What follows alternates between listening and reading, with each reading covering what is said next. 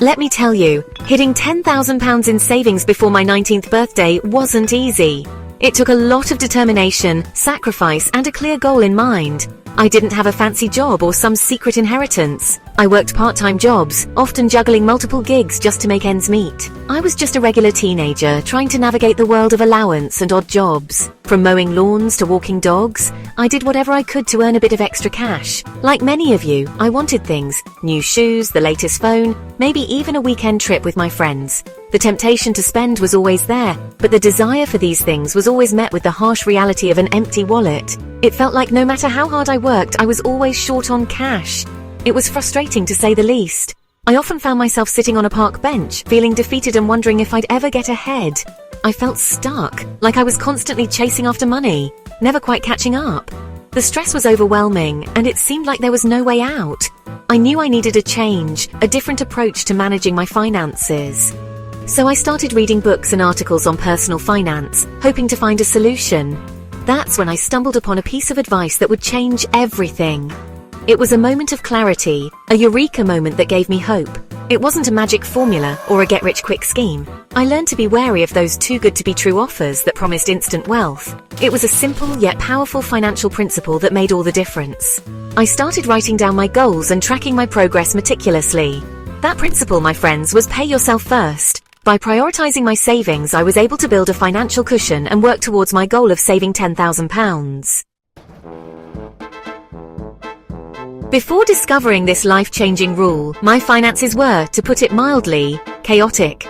I was constantly stressed about money, never knowing where it all went. Allowances were spent as soon as they were received, often on things I didn't even need.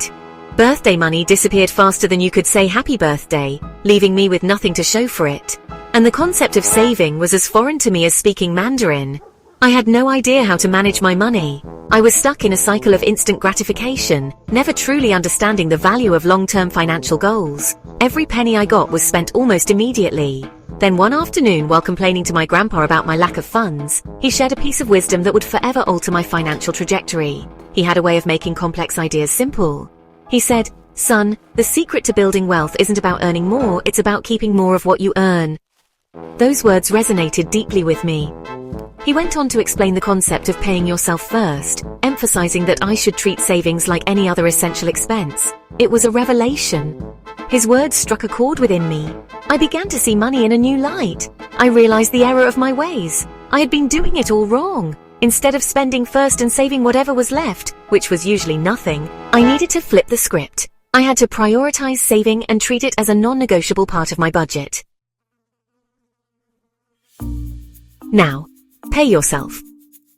First might sound like some fancy financial jargon, but it's really quite simple. It's a principle that can change the way you think about money and savings. Here's the gist. Every time you receive money, whether it's your allowance, a gift, or earnings from a job, a birthday check from your grandma, or any other source of income, or earnings from that part-time gig, you immediately set aside a portion of it into a savings account. This habit ensures that you're always saving something, no matter how small the amount might be.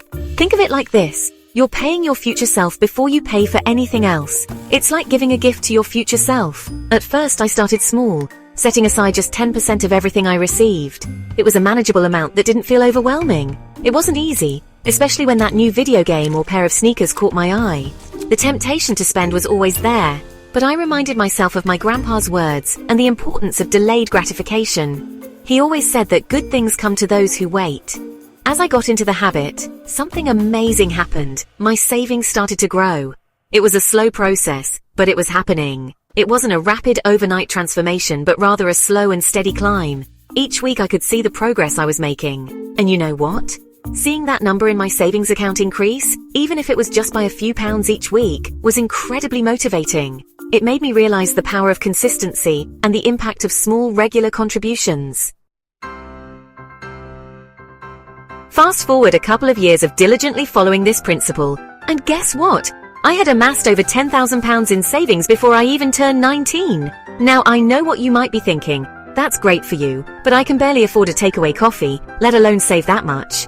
Trust me, I get it. There were times when I wanted to splurge on things, times when I doubted the process, but I stuck with it, reminding myself that even small, consistent efforts can lead to significant results. And let me tell you, the feeling of financial security and the freedom it brought was priceless. That £10,000 wasn't just a number in my bank account. It was a testament to the power of discipline, consistency, and a simple yet effective financial principle. My message to you is simple. You don't need a six-figure salary or a trust fund to start building wealth. Start small, be consistent, and watch your savings grow. Remember, it's not about how much you earn, but how much you keep. This is just the beginning, folks. Stay tuned as I share more tips and tricks on achieving financial freedom. You can do this!